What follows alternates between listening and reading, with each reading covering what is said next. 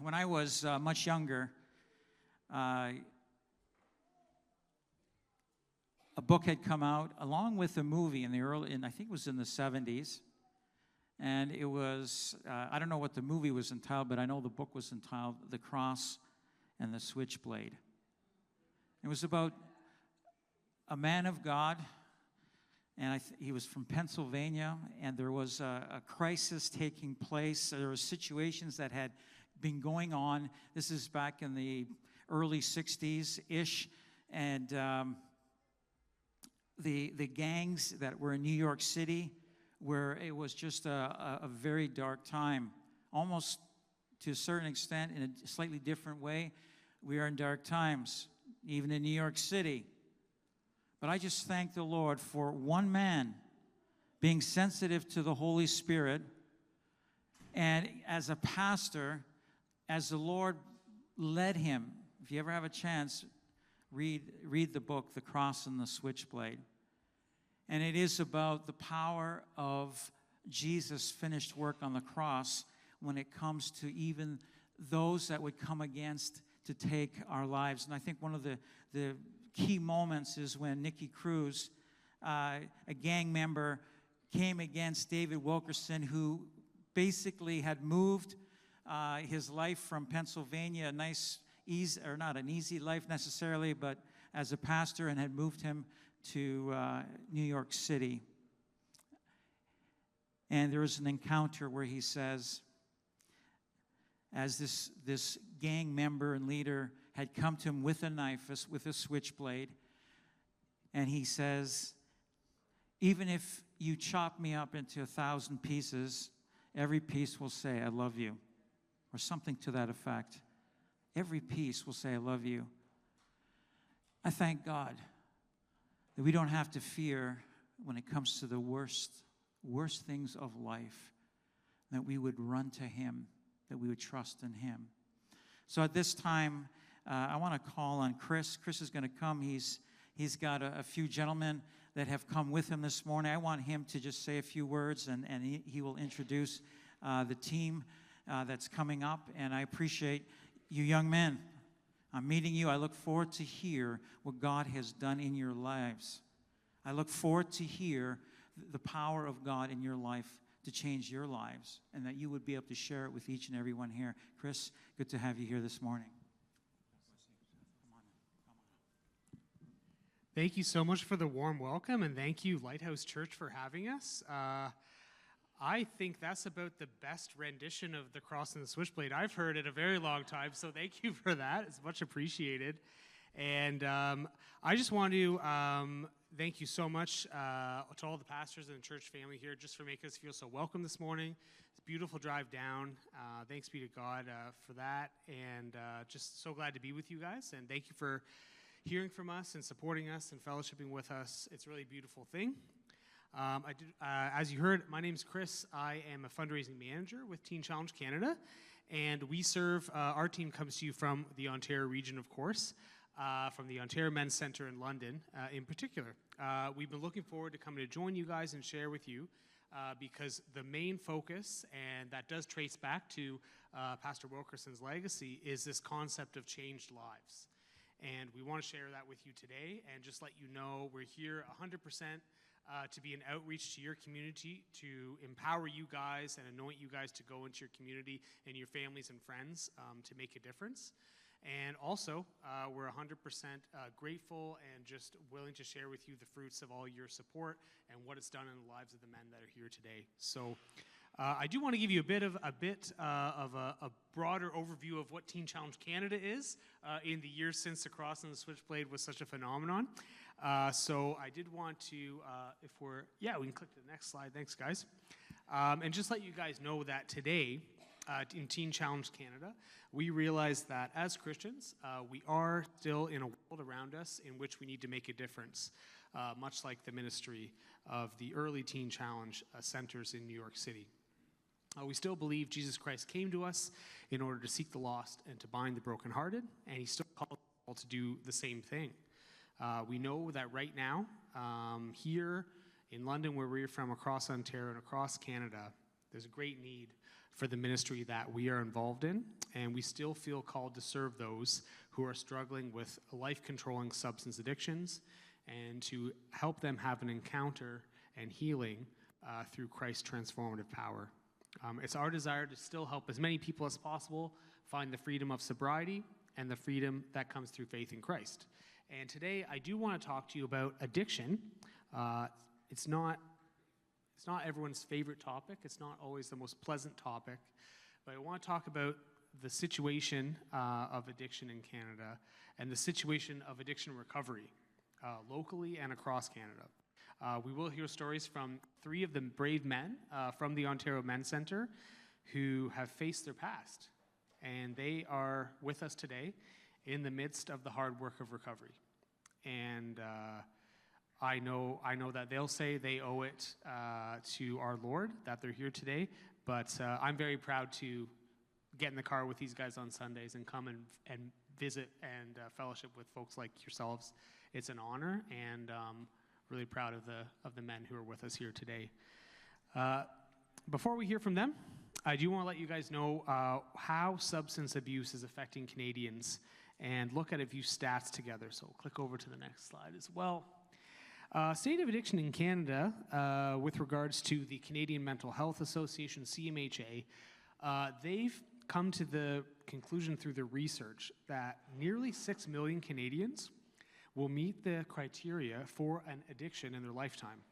So this includes addictions that are just relegated to behavioral addictions, but this also includes substance addictions that we directly address through the Teen Challenge programs.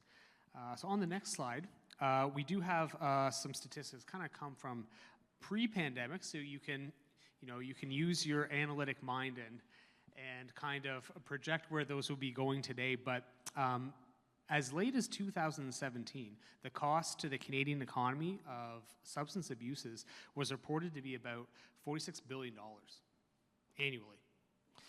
So we know just from that number, it doesn't tell the whole story, but we can pretty much infer that that number represents that the cost is actually visible in the lives of almost all Canadians. Like it's not just relegated to one part of the economy, the healthcare system or social care. It really affects us all, either directly or indirectly. So many of you already know this, but in case you're wondering, what is it that happens in someone's life that might lead them down the path to addiction? Because many, if not most of our lives have been affected by someone else's addiction. Those of us know that it's a phenomenon that's experienced in a lot of tragic ways that may not actually be the addiction itself. So what influenced addiction? On the next slide. One statistic that's helpful in kind of guiding our understanding of the phenomenon of addiction is that people who experience 6 or more serious adverse childhood experiences, we could say traumas, are 4,600% more likely to abuse substances in their lifetime. So that's a pretty staggering number. That's a pretty exponential increase in the likelihood. Doesn't mean you will, but the likelihood that if you've experienced a number of childhood traumas, it's kind of a predicting factor in the phenomenon of substance addiction entering your life. This affects individuals into adulthood, as we know. So we are called Teen Challenge Canada, but our men and women's centers across Canada serve individuals 18 and older there's no cap on them. And we recently had our oldest graduate at our center, which was incredible. But the things that affect us in childhood negatively, they do come into our adulthood, and they don't always magically go away. So anxiety, stress, and fear are what we know to be the foundation that brings about unhealthy coping and numbing of pains through drugs and alcohol. So who gets addicted? On the next slide. It doesn't discriminate. It affects men and women of all ages from all walks of life. I've worked in a number of different charities and social welfare agencies that have approached addiction from different angles. I can tell you from my experience, it about your race, your class, your gender, your social economic outlook, where you're born, where you're from. It doesn't matter. Like we all do have a capacity for addiction to creep into our everyday experiences for a number of reasons. And who gets addicted? I think we can say it's us. It's us as people. We get addicted to things. Our mission for Teen Challenge, which is on the next slide, is to continue to serve those who are struggling even as the crisis deepens. Perhaps you already are familiar with the ministry and the work we do. Like Pastor Dave, thank you so much for familiarizing us with the origin story and the birth of Teen Challenge Canada, Teen Challenge Global and Teen Challenge Canada. But if you don't know about us, what Teen Challenge Canada offers is a 12-month faith-based in-residence drug and alcohol recovery program. It's for men and women 18 years or older. Men have particular centers and women have particular centers across the country. We offer help and hope to those ready to make the commitment to a new and sober life. Our mission is to help men and women overcome addiction and to lead full and productive lives. And we often say, if our mission was simply to help the overcome addiction, I like the song, I hadn't heard that one in a while, We Shall Overcome. If we were just helping people do that, I think we could still say we're doing good work at Teen Challenge and move on. But I think what's unique about the mission of Teen Challenge is that we say, overcome addiction in order to lead full and productive lives. And when we do see this change happen, that burden and that cost of addiction to our society is vastly reduced. Our program graduates are contributing members of their community. They have families and they have jobs and they give back and they volunteer and many times become beacons of hope to others who are struggling in their lives. So our program does work, as you'll hear from some of the quotes from graduates that I'll share with you. You'll hear about the in-working of the program from guys who are living it right now. This difference is really visible, I think, in the lives of the gentlemen who are joining us today, and that's Alex, Jamie, and Victor. And I don't work in the program at Teen Challenge. I work in the fundraising department, but I'm very blessed to be based out of our largest center in Canada. And I can tell you, we get a front row seat on everyone's recovery. And I've worked in other recovery programs in different contexts. And it really is beautiful to see the transforming nature of Christ's mission through all of the staff and volunteers and churches who partner with us, because it's so made manifest in the lives of the guys. And that's really the thing we thank God for the most. But I do want to share more than I can tell you about it. I want to share this from the mouths of other people who have lived it. So what is Teen Challenge? I do want to share some powerful quotes from those who have graduated our program. And this helps reveal the effectiveness and the nature of the Teen Challenge difference. And the first quote I want to share with you is from a graduate named Rita. And she shared, and I quote, "I was broken and devastated. I knew I'd hit rock bottom, and I had to make a change or I'd lose everything."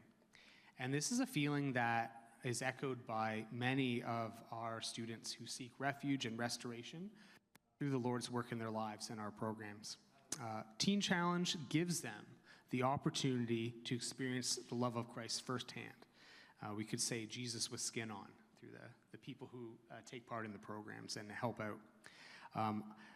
We give them the time as they stabilize and detoxify their mind, body, and spirits, and alongside all of our accredited addiction counselors, we work with each client to create an individual treatment plan to work through negative emotions and past traumas.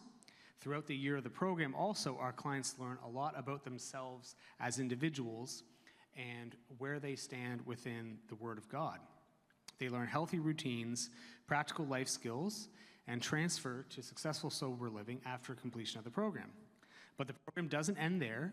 We continue to provide more and more aftercare resources and critical support after graduation. And for those who wish to deepen their recovery, there are opportunities for graduates to spend an additional 6 to 24 months working alongside staff in our centers.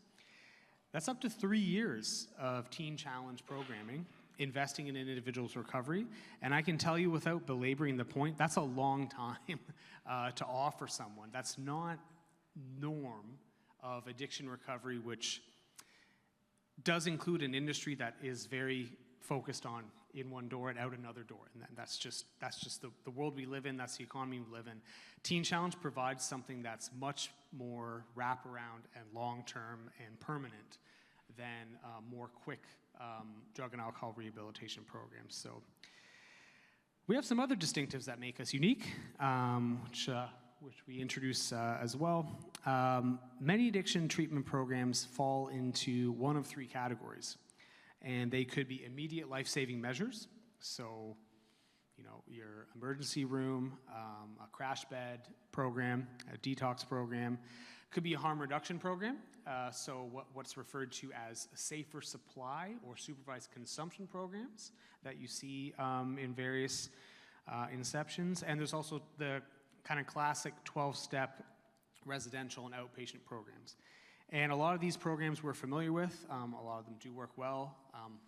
Probably many of us here have taken part in those programs and been blessed by some of them.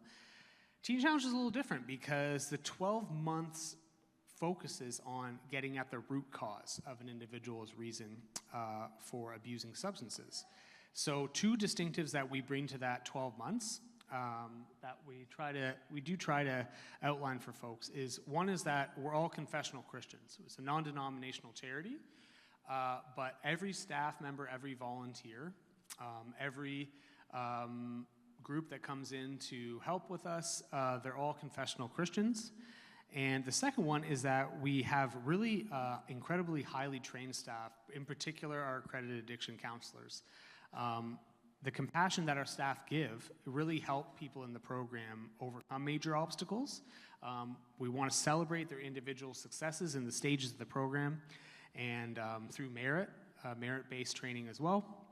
And we support them as they're eventually restored to their true selves, back to their families and to their communities. So one of the favorite things about Teen Challenge is that around 25% of our staff are actually graduates of the program. In my own department, it's even higher than that. I haven't done the program as a student, and sometimes I'm surrounded and get to work with amazing colleagues who all have been, and it's just an incredible testimony that they have to share. In that sense, our graduates really are a living legacy of the power of Christ to transform addiction. And if you want to know, got lost. Oh, there we go. If you want to learn more about our programs, do visit teenchallenge.ca. There's a lot of information there. It's like Wikipedia of Teen Challenge Canada. You can go through all the details, all the stats, lots of contacts you can make there. I do encourage you to look there if you want to know more. Really briefly, I'll introduce you to that. We have 9 centers across Canada in 3 regions. So we come from the Ontario Men's Centre, which is near the village of Lambeth in the city. It's kind of just outside the city limits of London. And the 3 men who are with me today, they are from that program. And later on, after they've had a chance to share with you, I will just briefly, while we're still here together, share how you can partner with us. And you're also welcome to fellowship with us. We're really happy to break bread with you guys. Thank you for hosting us, and that we can stay and hang out. And we'll also be at the table outside as well. So any funds we do receive today, I just want to make it known, will go towards the Ontario Men's Centre and the operational costs there, pouring into the daily lives of the men. Really exciting. We just moved into our new dormitory building on Friday, and that was a long time coming. It actually is a farm. At one time was a functional farm, and now we're into a new state-of-the-art dormitory building for the guys. It's really, really beautiful time. So thank you so much for everyone who's partnered with us to make that happen. It's only possible because of you guys. So I'll just share a couple more quotes before the guys come up. One is a graduate who shared, and I quote, "My relationship with friends and family have been restored." So this opportunity of restoration with family members is not a guarantee. It's not a guarantee. We know that. We all have families of origin. We all have struggles, but it makes it possible. It creates hope for that reconciliation and that ministry of reconciling to the rest of the world as well. Another quote that was shared was that Teen Challenge was a place where they felt healed and transformed, which is just incredible, just to hear that verbalized. And the last one I want to share with you today is one of my favorites. a graduate who shares they were given hope and a second chance. And I'd ask you all to search your souls for the umpteen million chances that we've been given by those who love us and by a loving God. So I think we can all relate to that one as well. I will say before the guys come up, do get help today. If you're sitting here and if this is sounding like it's time, we're here to share hope with you. It can start through recovery can start through Teen Challenge Canada today. You don't have to wait. We try to make our intake process as easy as possible. I think we say easy as 1, 2, 3. Might be 1, 2, 3, 4 sometimes, but it's a process, and we don't believe it's by accident. If you're hearing from us today, help us get you started on the intake process. We've got 3 men here familiar with what it takes to get into the program. I can definitely give you some advice on what it takes as well. I've been on that side of the intake as well in other contexts, and just know if you're hearing this today, whether it's online or here, God's put that seed in front of you today. So we're here to help plant it and water it and your recovery to grow. And we don't think it's an accident that we've crossed paths today. We think God's ordained that. So just be open to that if that's what you need to hear. We want to equip everyone here as well. There is hope, how you can spread that hope in your community. So we've got lots of paraphernalia out there. Take it all if you want. If you can take that somewhere in this local community, it's great to have that representation. Also, we don't pull any punches. The program's quite hard. We know that it's a lifelong process, so we won't try to say that it's getting into the program's easy, but actually finishing it is not an easy task. There are 3 main phases to the program that are intensive and hard, and there's a strategy behind that because we're equipping men and women to live life with tools of sobriety that they'll always have, even long after they've been at Teen Challenge. So the phases include phase 1, which is the first 4 months, stabilizing and detoxifying mind, body, and spirit. That's the hardest one. That's the time when people will choose to depart often from the program because it's those first 4 months of changing your entire routine and outlook on life. It is incredibly difficult. Phase 2 is a part of our program where clients learn a lot more about themselves and the Word of God, and I don't mean it lightly. I like to sometimes say it's like Bible college boot camp. There's a lot of scriptural memorization and encounters with the Word of God and spiritual encounters as well that go on during that time that are just a part of a program that I don't think you really fully experience in any other context. The final 4 months called phase 3 are the exit strategy and relapse prevention planning time. So those are set up to help people return to community, employment, and family. And as you'll also hear a little bit about, phase 4 and phase 5 are these extra 6 to 24 months. You can stay in the program up to 3 years if you want to work alongside staff in the centers in various contexts and continue a mentoring relationship with counselors and staff. So I think you've heard enough from me. I really appreciate you guys hearing from us, especially if you already know about Teen Challenge. But as far as just thanking you guys, I'd also ask you guys to thank our men who are here. They'll introduce each other as they come up, but I'm going to call up Alex first to speak with you guys, so if you can welcome him.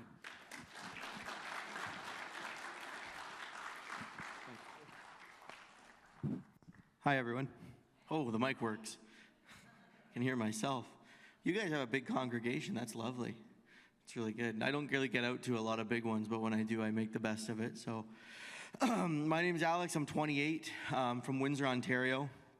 And I really like getting out and sharing my story because it's not your average story. And what I mean by that is when you get into churches or when you hear about addiction in the church, you usually think about, broken families, homelessness, absent fathers, absent mothers.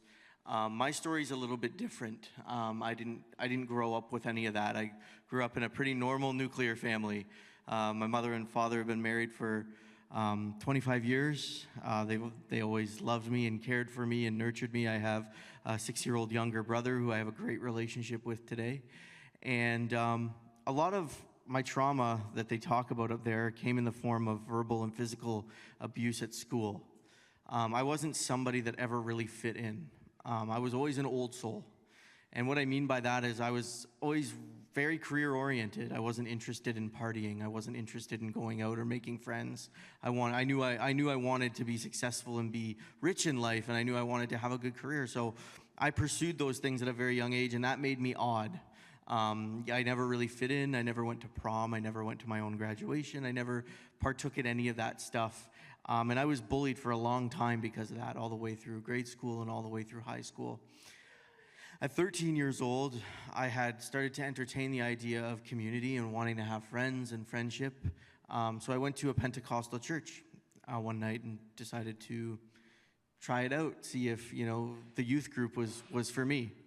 And I ended up becoming the leader of that youth group a year later.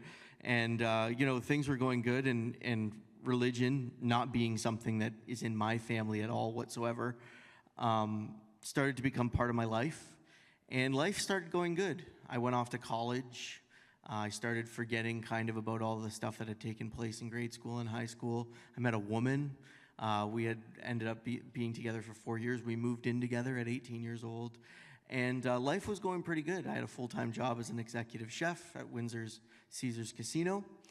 And I was doing really well. And suddenly, when I was 18 years old, my grandmother, who is a very, very close, dear, best friend of mine, was diagnosed with cancer. She was driving funny one day. She went in for x-rays, and they gave her 6 months to live. It literally happened that fast. And she died 6 months later to the day that they told her she had 6 months. And that really threw me for an emotional tailspin. I really didn't know how to handle with the grief. I had never lost anybody that close to me before, and life started to get really confusing and disordered for me. I started taking a lot of my grief out on my longtime girlfriend, who I had the plans to ask to marry me. And after 4 years together, at the age of 20, she left overnight. She packed up. She couldn't take me anymore. And I was just being very neglectful to the relationship, and she left. And that opened the door to a whole new array of challenges. Having all the bills that I had and not having the extra income, I had to pick up another job. And I took my hobby of being a DJ to become a real profession. So I started DJing in nightclubs. Probably not the best choice. I started DJing in nightclubs Fridays and Saturdays. I landed a contract with Arias nightclub in Windsor's Casino, and I started doing that just to make some extra income while I worked at Moore's Clothing and was also an executive chef. So working 3 jobs, started drinking more, obviously, during that time, as you could probably suspect, and meeting new friends that probably weren't the best influence for me. And at the age of 21, I tried cocaine for the first time. I call it my new girlfriend. That was my next long-term relationship, because when I tried cocaine for the first time, I knew it was everything that I had been missing my whole life. It was a feeling that I to this day, you can't top it. And it went from a recreational weekend habit to a daily necessity very quickly. By the time COVID hit, I had a $300 a day habit, and I could not go without it. And when COVID did happen, unfortunately, I lost all my jobs. Restaurants closed, nightclubs closed. You can imagine how that went.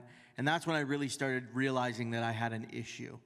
My family had an intervention for me, and they basically told me, you're going to lose everything if you don't get help. I was on the verge of losing my house. I was just about to have my car repoed. It wasn't good. And they had given me the opportunity to go to a rehab center in Thamesville called Westover and do that 21-day program and then come move back home and kind of refigure out my life, what I was going to do. So I took that opportunity and gave up the house, gave up my car, and went away, got help, moved back home. And coming out of that, I knew that I was never going to be able to do the restaurant industry or the nightclubs ever again. That was just never going to happen as much as I wanted to. So a guy that I was going to college with reached out to me, and he said, hey, I started this marketing organization, and I'm kind of looking for someone to teach. If I pay you a salary, will you come learn? And I was like, yeah, sure. Like, I'm in new recovery and try something new. And ended up doing that, ended up learning marketing and business development and that sort of thing through this gentleman from Coburg. And about 6 months in, he decided he wanted to sell that business and move into sales, training sales teams, building sales systems, developing sales teams for companies. And I was like all about that because I had the sales experience. So we decided to do that.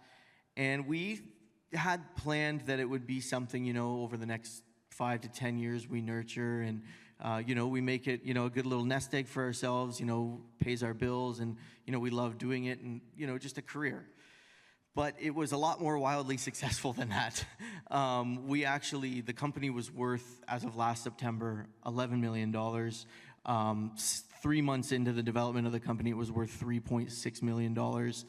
And with the abundance of money coming in, someone in new recovery like myself just wasn't able to manage that.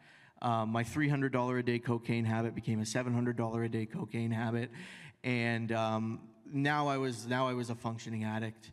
I did that for about 2.5, 3 years, every day.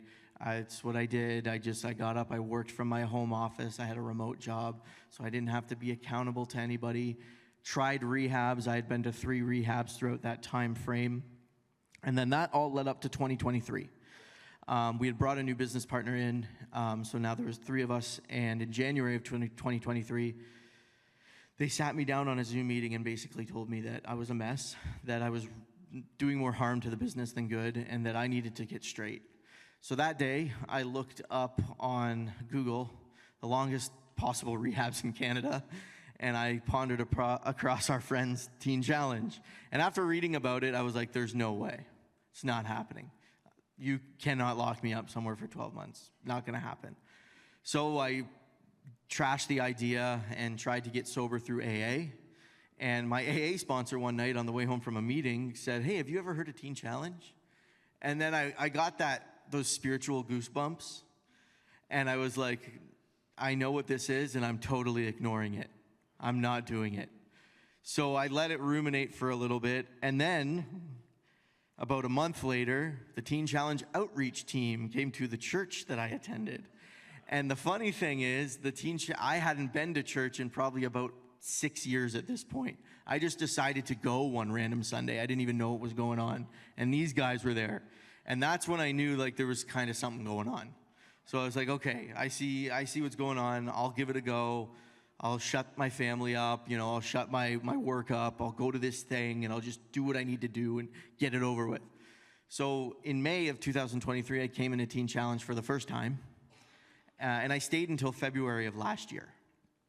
I was 73 days away from graduation in February, and I decided to leave because I got the green light from both work and my family to move back home. So I decided to leave. Probably the worst decision I've ever made. I was able to stay sober until July. I started developing a project out in Los Angeles, flying back and forth, and just the amount of stress from flying every other weekend out to California, and some of the clients I was dealing with at the time were just a stewing pot for a relapse. And at one of my clients' birthday parties last year in Beverly Hills, I relapsed. Actually missed my flight home. My parents didn't hear from me for like 3 days. I missed my flight, and I showed up, and I was removed from the house, and the whole relapse happened. So at this point, I was hopeless. I didn't really know what to do. By September, I had lost my business. I was written out of it, contractually signed out of it on a 2-year non-compete clause, and I had nothing left. And then by November, I had moved into my drug dealer's basement. It was a cement 10-by-10 basement, no heat, no air, 3 bins of clothes left. So I went from 100 to 0 in about 6 months. I had nothing left. I was hopeless. And one day I woke up out of a sleep, and I had a message on my phone from somebody from Teen Challenge, one of the staff, asking if I was okay. And I just spilled the beans. I started crying. I was like, no, I'm not okay. Life's not good at all. It's 10 times worse than it was when I came in last time. And I was encouraged to reapply. And I was not fond of that idea. As you could probably guess, I already given up 9.5 months of my life to Teen Challenge and probably another year in total to other rehabs. Why am I going to try rehab again? But after some time thinking and really ruminating on it, I called the intake office, and they were actually really good with me. Larry and intake had me back in the program in about 30 days. So they expedited my application, which is very rare, and they got me a bed and got me right in, just because my living circumstances they knew weren't great. And so January 21st, I came back into the program, and I'm actually in my 10th month right now, so I'm going to graduate in January, which is pretty cool. I did it this time, Mom and Dad. And I'm actually probably going to stay for phase 4. So this time they can't get rid of me. Yeah, this time just taking it more seriously, allowing, the Creator to do his work in my life and just be that blank canvas. I think that's what it really was going to take for me to get sober, was to have everything taken. I think that's the case for a lot of people, but I know now, just like being that blank canvas, there's so many opportunities and doors opening in so many different directions that I have so many more options than I did before. I don't really feel chained to a career path or chained to a certain thing.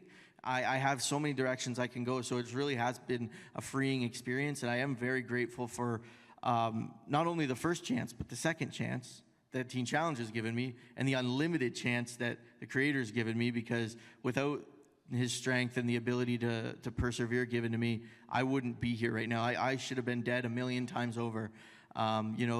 Staying up for days at a time and just, driving when I shouldn't be, and all the things that, you go through in addiction. There's no way I should be standing in front of you telling you my story. So, I know there's something greater than me, and it's definitely, pedaling the bike for sure. So I'm grateful to be here, and I'm open to questions and conversation later. I can't wait to share fellowship with all of you. Thank you.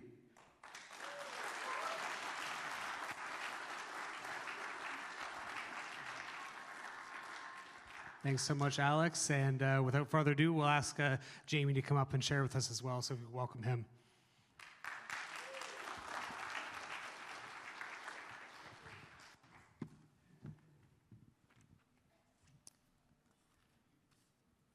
Hi, I'm Jamie. I'm from Kingston. I've never been married, and I have no children. I have 2 older brothers and 2 older sisters. We're surrounded and we're victims of abuse of all types as kids and teens. We suffered physical and mental abuse as well as sexual abuse. We don't talk about it much to one another very often. Alcohol was always prevalent in our family growing up. I kept quiet. I avoided confrontation when I was young. I grew up kind of afraid. I tried not to be noticed at all, really. I find legitimate reasons to not be at home. I'd play baseball, I would explore the woods, I'd work for local farmers, just anything like that to stay away from home. As I grew older, my parents' anger kind of softened. Their attitudes changed, so I began to try to understand them a little bit better. They married pretty young, in their mid-teens, I should say, at around 15 or 16, so they were quite young. They had 5 children to raise. They also raised 2 of my aunts and 2 of my uncles, all with no help and only my father's income. They were poor. They were barely able to make ends meet, and somehow they're able to do it. I tried drinking and smoking when I was between 11 or 12 years old. I drank some of my father's beer with his permission when I was even younger than that. I smoked marijuana for the first time when I was around 14 years old with my sister's boyfriend. I moved on to other drugs soon after. I became addicted to smoking when I was around 14, and I was an alcoholic by the time I was 16. While I was in high school, I'd spend my weekends in the city. I made friends with people who were older than me intentionally so they could get me cigarettes and alcohol, pretty much anything I wanted. I did well in school despite drinking as often as I did. Often I drank before I'd go to school, and I drank more while I was in school. I'm not really sure how I did it, but I'd always score honors. I did really well, but drinking was always a problem for me. I was never attempting to get drunk while in school. I just drank to forget the past and the present and the pain. Growing up poor, I also felt inferior to the rest of the students. I drank to feel comfortable around them. Drinking accelerated as the high school years passed. I was also doing a lot of different types of drugs. I did recognize a dependency was starting to develop at this time. I had an interest in writing and current events, so I started a school newspaper, had an internship with the local paper, and after high school I studied print and online journalism.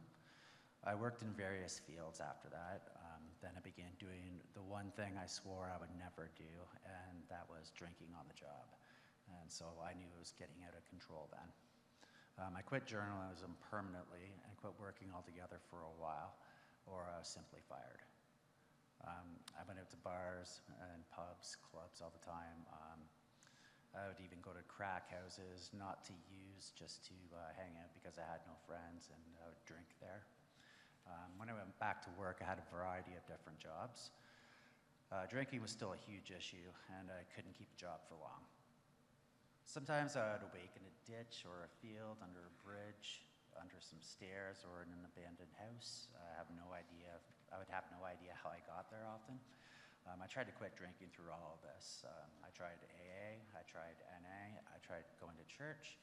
I finished a program in structured rehab, a relapse prevention, and another in cognitive behavioral therapy. I had meetings with my psychiatrist. I put myself in detox plenty of times. I was admitted to the psychiatric board at a hospital. I was able to quit doing drugs, but alcohol still had a hold on me. I moved to Alberta, and things were going pretty well for me for a while. I had a good job, and I still had more than a few hiccups. I was doing better than I had in a long time, but I still wasn't where I needed to be. I was even going to church more often, and I enjoyed that. The problem with alcohol still lingered, and then my grandparents died, not at the same time, but pretty close together. Then not long after that, my mother died. I felt helpless because I was on the other side of the country, and there really wasn't any closure, I should say, while all these people were passing in my life so rapidly. COVID-19 hit, and the business I was working for had to close temporarily. I flew back to Ontario to be closer with my father. Considering his poor health, I figured that it was only a matter of time before he was lost to me as well. Once the business opened back up, I stayed in Ontario. I'd met a woman. We were together for almost 5 years. While I was with her, I wanted to stop drinking. This time, my motivation was a little bit different. It was to live a normal life and perhaps start a family. I went back to school to become a personal support worker, and I was almost finished my PSW program when my girlfriend's child became mildly ill and had to stay home from school. That was for a few days in a row, and I was in a fast-track program, so I really couldn't afford to miss too much time. My girlfriend at the time, she refused to take time off her job, so you can see where that goes. I had to quit the program because I'd missed too much time, and I was doing pretty well in it too, and I was almost finished. So that was unfortunate. So during this time, I would go sometimes a month or longer without a drink, and I was pretty proud of it. I would try to remain sober for even longer, and the goal was to eventually quit. My girlfriend at the time would want to celebrate my sobriety by going out and drinking or having dinner, and sometimes she would even come home with a case of beer. She knew if alcohol was in her home, I would drink it, obviously. It was the complete opposite of what I wanted. I blame no one but myself for drinking, but I just have no idea why she encouraged it. It was almost as if she was trying to keep me in that space for some reason. Then after that, everything hit at once. My father died of heart failure. Not long after the funeral, my girlfriend at the time ended our relationship. So I basically felt like I had nothing. I had nobody to answer to.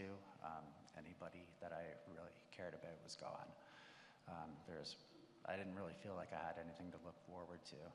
I wasn't necessarily suicidal. Like that thought never went through my mind, but I was just careless and reckless, and I just honestly didn't care what happened to me.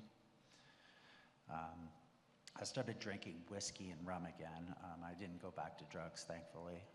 I drank as much as I pleased, basically wherever I wanted to, at home, in a park, in an alley, right in front of police officers during the day.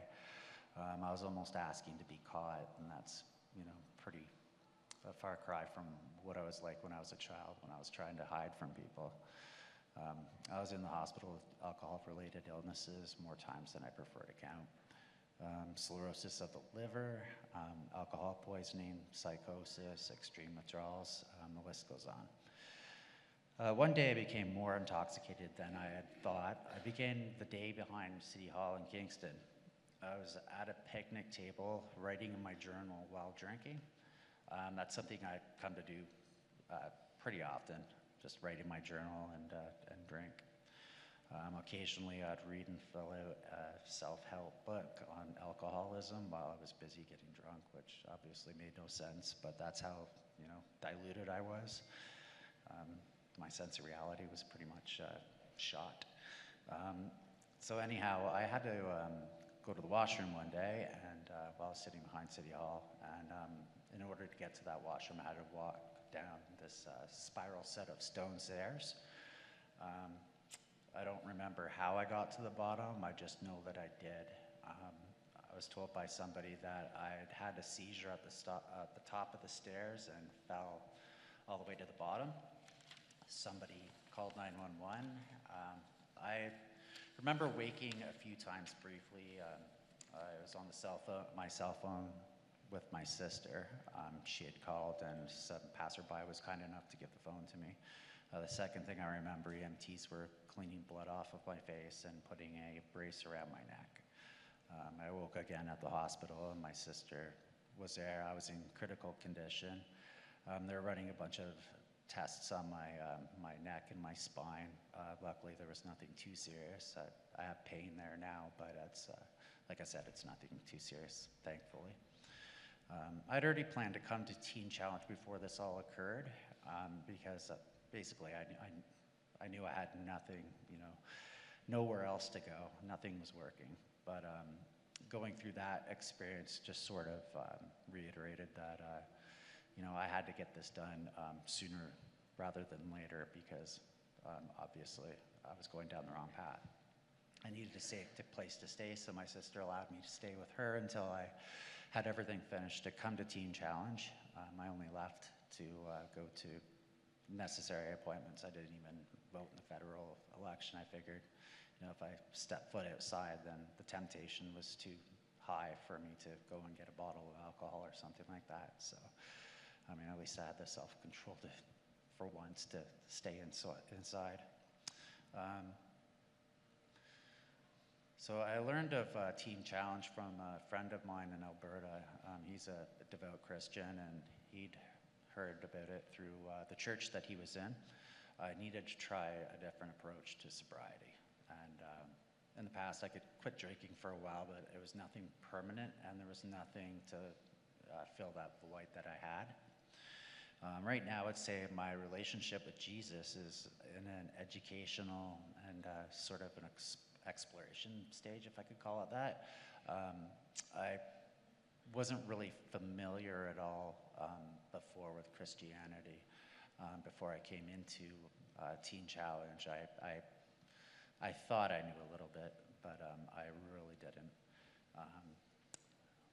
While at Teen Challenge, I've basically been given every tool I require and the support I need to get my life back again. I'm learning to build on today, think towards the future. Most of all, the difference between this and anything else that I've tried is that anything else has basically just taught you to stop drinking, but it hasn't offered any sort of hope afterwards or anything that's going to stick with you. And with Teen Challenge, the whole Christianity aspect of it gives you something to look forward to, it gives you something to hold on to. And I guess I could say, I'm actually excited again.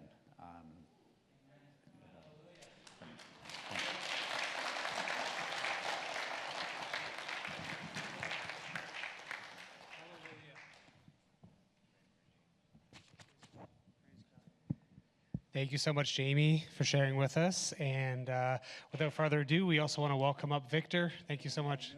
I'm nervous, Victor. Nervous Victor.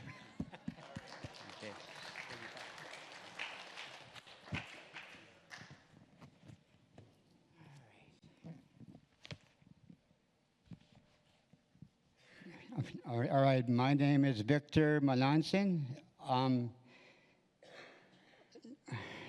Sorry, the thing, I was born in a small town in Nova Scotia.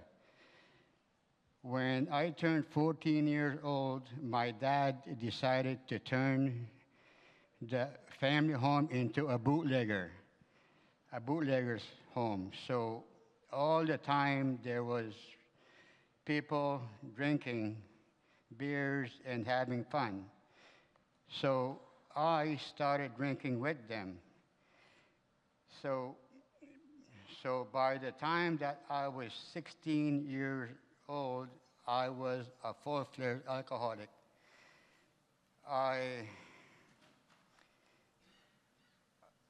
Then I quit school and started working to support my drinking habits. Then when I turned 20 years old, I moved to Vancouver. I got a supervisor job there. That way I could hide my drinking because I was supervisor. I always thought that drinking was normal because my dad turned the house into a burglar's place. And I always seen people drinking. But in the year of 2019, my wife of 30 years passed away, so I tried to drink myself to death in my house. But a friend from my church told me about Teen Challenge.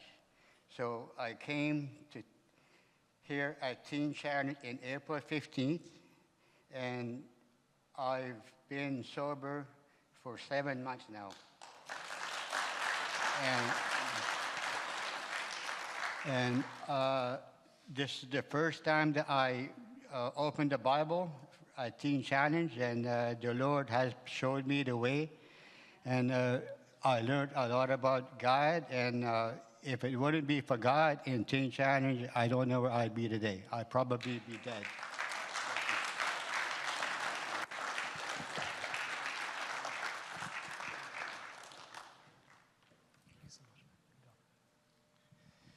Thank you so much, Victor. Yeah, it's hard to follow. I just want to share with you, just in relation to these three men, one of my favorite verses. It's from Romans chapter 12, verse 2. And I say it to them, but I say it for all of us. Do not conform to the pattern of this world, but be transformed by the renewing of your minds. Then you will be able to test and approve what God's will is, his good, pleasing, and perfect will.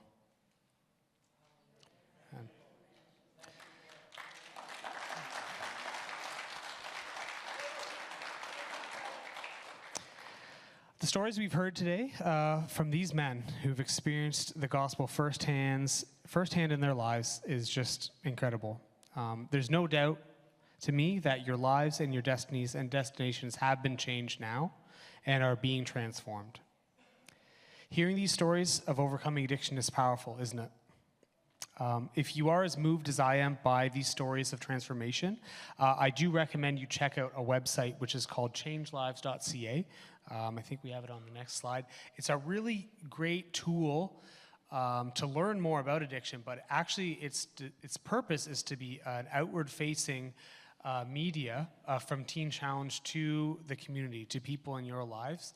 So if you want to know all about Teen Challenge and everything we do and all the nuts and bolts of it, go to teenchallenge.ca. If you want to introduce someone to the path of recovery in the most basic terms of what Teen Challenge does, send them to changelives.ca. That's why we've set it up.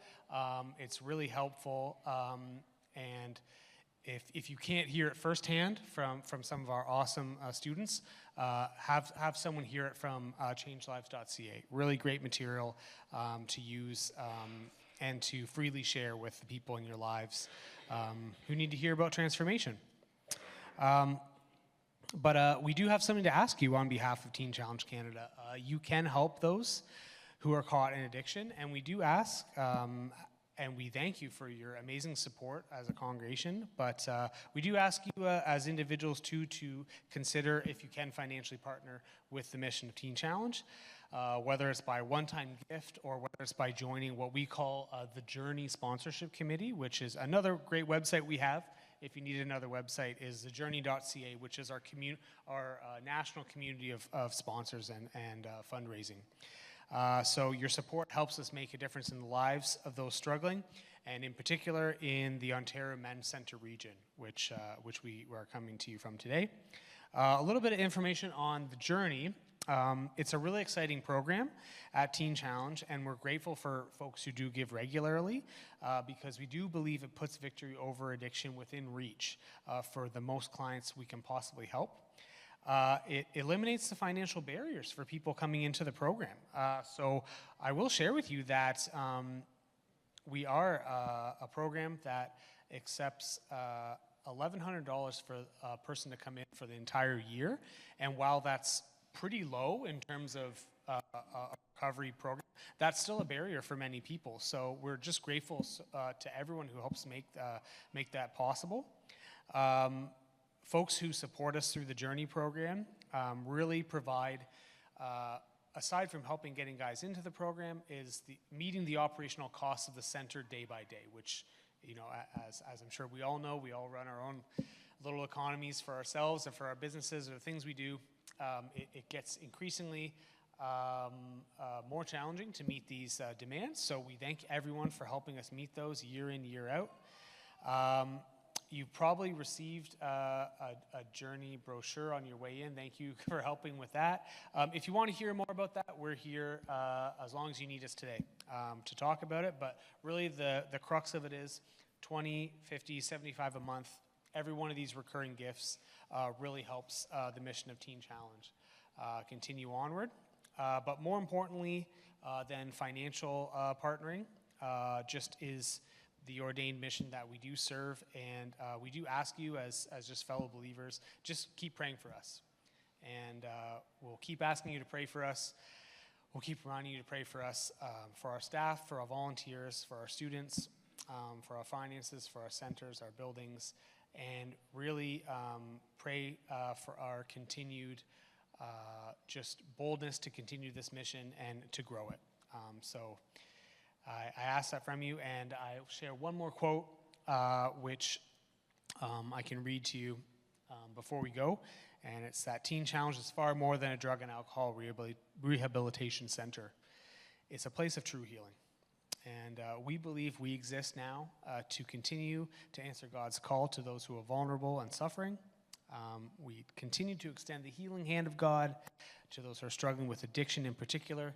And we do hope these stories of transformation have offered you lots of insight into our program. And you've been blessed for coming here. You're blessed as you go from here. Thank you for helping create awareness about addiction and your prayer and your support. And may Lord Jesus Christ bless you all as you go from here today.